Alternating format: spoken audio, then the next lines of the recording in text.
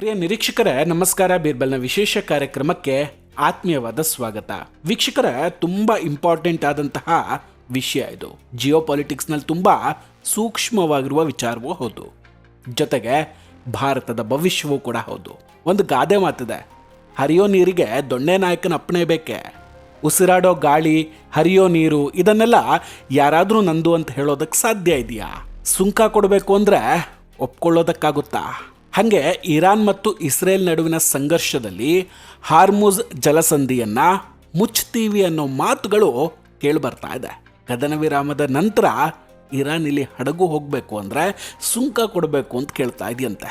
ಈಗ ಪ್ರಶ್ನೆ ಏನಂದರೆ, ಹಾರ್ಮುಜ್ ಜಲಸಂಧಿಯನ್ನ ತೆರೆಯೋದಕ್ಕೆ ಇರಾನನ್ನು ಯಾಕೆ ಕೇಳಬೇಕು ನಾವು? ಆ ಜಲಸಂಧಿ ಯಾರ ಅಪ್ಪನ ಮನೆ ಆಸ್ತಿ? ಇದೇ ಕಾರಣಕ್ಕೆ ಈಗ ಹಾರ್ಮುಜ್ಗೆ ಭಾರತೀಯ ಸೇನೆ ತಲುಪಿದೆಯಾ? ಇದೆಲ್ಲದ್ರ ಬಗ್ಗೆ ಡೀಟೇಲ್ ಆಗಿ ಮಾತಾಡ್ತೀನಿ. ವಿಡಿಯೋವನ್ನು ಕೊನೆವರೆಗೂ ಮಿಸ್ ಮಾಡದೆ ನೋಡಿ. ಇನ್ನೂ ಕೂಡ ನಮ್ಮ ಬೀರ್ಬಲ್ ಚಾನಲನ್ನು ಸಬ್ಸ್ಕ್ರೈಬ್ ಮಾಡಿಲ್ಲ ಅಂದರೆ ಈ ಕೂಡಲೇ ಸಬ್ಸ್ಕ್ರೈಬ್ ಮಾಡಿ ಹಾಗೂ ಬೆಲ್ ಐಕಾನನ್ನು ಕ್ಲಿಕ್ ಮಾಡಿ. ವೀಕ್ಷಕರೇ, ಸಾಮಾನ್ಯ ಜನರಲ್ಲಿ ಇವತ್ತು ಕಾಡ್ತಾ ಇರುವ ಪ್ರಶ್ನೆ ಏನಂದರೆ, ಇರಾನ್ ಈ ಹಾರ್ಮುಜ್ ಜಲಸಂಧಿಯ ಮೇಲೆ ಹಕ್ಕನ್ನು ಸಾಧಿಸಬಹುದಾ? ಅದಕ್ಕೆ ಉತ್ತರ ಖಂಡಿತ ಇಲ್ಲ.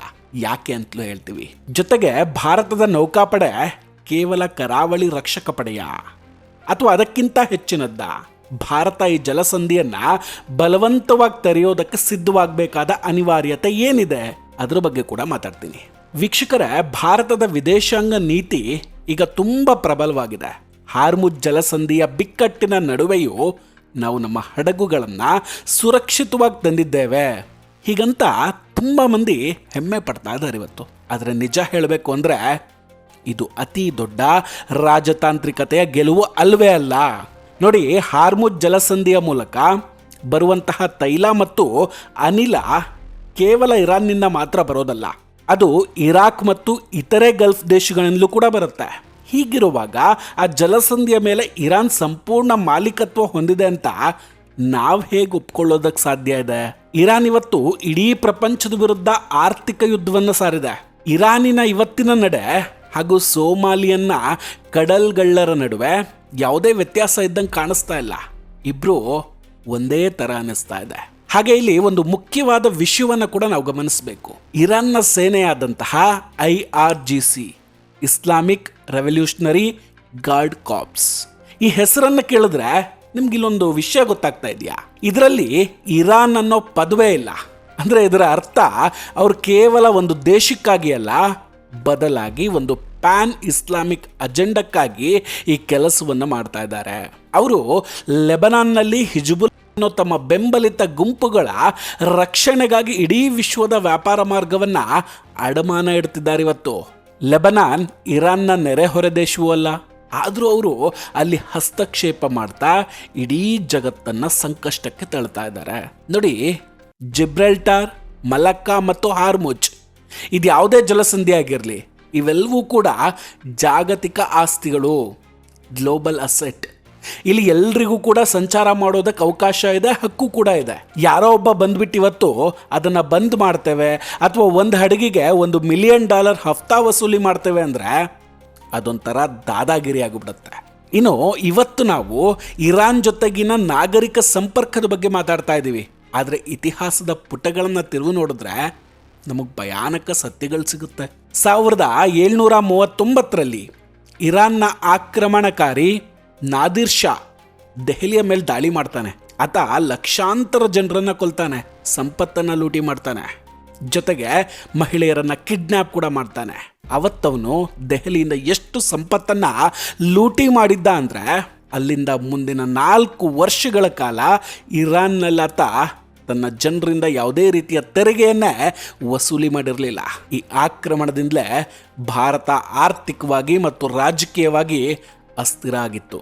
ಭಾರತ ಸಣ್ಣ ಪುಟ್ಟ ತುಂಡುಗಳಾಗಿ ಒಡೆಯೋದಕ್ಕೆ ಮತ್ತು ಬ್ರಿಟಿಷರು ಇಲ್ಲಿ ನೆಲೆ ಊರೋದಕ್ಕೆ ಇದೇ ಮೂಲ ಕಾರಣ ಆಗಿದ್ದು. ನಾದಿರ್ ಶಾನ ನಂತರ ಅವನ ಶಿಷ್ಯ ಅಹಮದ್ ಶಾ ಅಬ್ದಾಲಿ ಬಂದು ಪಾನಿಪತ್ ಯುದ್ಧದಲ್ಲಿ ಭಾರತದ ಮೇಲೆ ಮತ್ತಷ್ಟು ದೌರ್ಜನ್ಯ ಮಾಡ್ತಾನೆ. ಈ ಇತಿಹಾಸವನ್ನು ಕೂಡ ನಾವು ಮರಿಬಾರ್ದು. ನೋಡಿ, ಈ ಆಧುನಿಕ ಯುದ್ಧ ತಂತ್ರದಲ್ಲಿ ಕೇವಲ ಶಸ್ತ್ರಾಸ್ತ್ರಗಳು ಮಾತ್ರ ಇಲ್ಲ, ಹಣ ಮತ್ತು ಪ್ರಚಾರ ಪ್ರೊಪಗಂಡ ಕೂಡ ಸೇರ್ಕೊಂಡಿದೆ. 2018ರಲ್ಲಿ ಇರಾನ್ನ ವಿದೇಶಾಂಗ ಸಚಿವರು ತಾವು ಜಾರ್ಜ್ ಸೋರೋಸ್ ಅವರ ಓಪನ್ ಸೊಸೈಟಿ ಫೌಂಡೇಶನ್ ಜೊತೆಗೂಡಿ ಕೆಲಸ ಮಾಡ್ತಿರೋದಾಗ ಒಪ್ಕೊಂಡಿದ್ರು.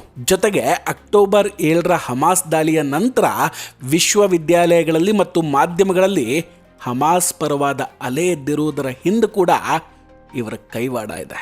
ಹಾರ್ಮುಜ್ ಜಲಸಂಧಿಯಲ್ಲಿ ಒಂದು ಹಡಗಿಗೆ $1 ಮಿಲಿಯನ್ ತೆರಿಗೆ ವಿಧಿಸುವ ಸುಳ್ಳು ದಾಖಲೆಗಳನ್ನು ಹರಡ್ತಾ ಇರೋದು ಕೂಡ ಇದೇ ಗುಂಪಿನ ಕೆಲಸ. ಯಾಕಂದರೆ ಭಾರತದ ಮೇಲೆ ನೇರವಾದಂತಹ ಆರ್ಥಿಕ ಒತ್ತಡ ಹೇರುವಂತಹ ತಂತ್ರ ಇದು. ಈಗ ನಾವು ಮುಖ್ಯವಾದ ವಿಷಯಕ್ಕೆ ಬರೋಣ.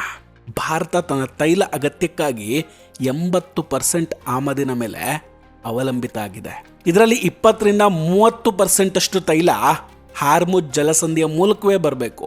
ಯಾರೋ ಒಬ್ಬರು ಈ ಮಾರ್ಗವನ್ನು ಮುಚ್ಚಿದ್ರೆ ಅಥವಾ ದಾದಾಗಿರಿ ಮಾಡಿದ್ರೆ ಜಾಗತಿಕವಾಗಿ ತೈಲ ಬೆಲೆ $100 ತಲುಪುತ್ತೆ.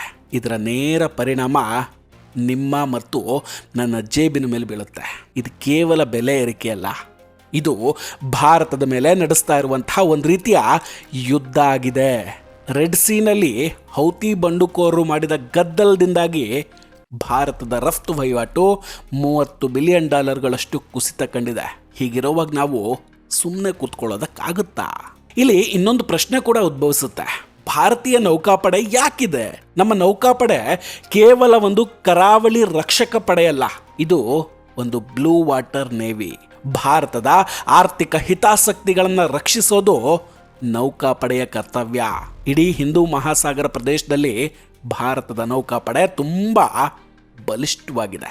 ನೋಡಿ, ಹಾರ್ಮುಜ್ ಜಲಸಂಧಿ ಒಂದು ಜಾಗತಿಕ ಆಸ್ತಿಯಾಗಿರ್ಬೇಕಾದ್ರೆ ಯಾರಾದರೂ ಅದನ್ನು ಮುಚ್ಚೋದಕ್ಕೆ ಪ್ರಯತ್ನ ಪಟ್ಟರೆ ಭಾರತ ತನ್ನ ನೌಕಾ ಶಕ್ತಿಯನ್ನು ಬಳಸಿ ಅದನ್ನು ತೆರೆಸಲೇಬೇಕು. ಅದು ಅನಿವಾರ್ಯ ಕೂಡ ಹೌದು. ಅದು ಹೆಂಗಾದರೂ ಸರಿ, ನಾವು ಒಬ್ಬರೇ ಆದರೂ ಸರಿ ಅಥವಾ ನಮ್ಮ ಹಾಗೆ ಪೀಡಿತವಾಗಿರುವಂತಹ ಬೇರೆ ಬೇರೆ ದೇಶಗಳೊಂದಿಗೆ ಸೇರ್ಕೊಂಡಾದರೂ ಆಗಿರಲಿ, ಈ ಕೆಲಸ ಮಾಡಲೇಬೇಕು.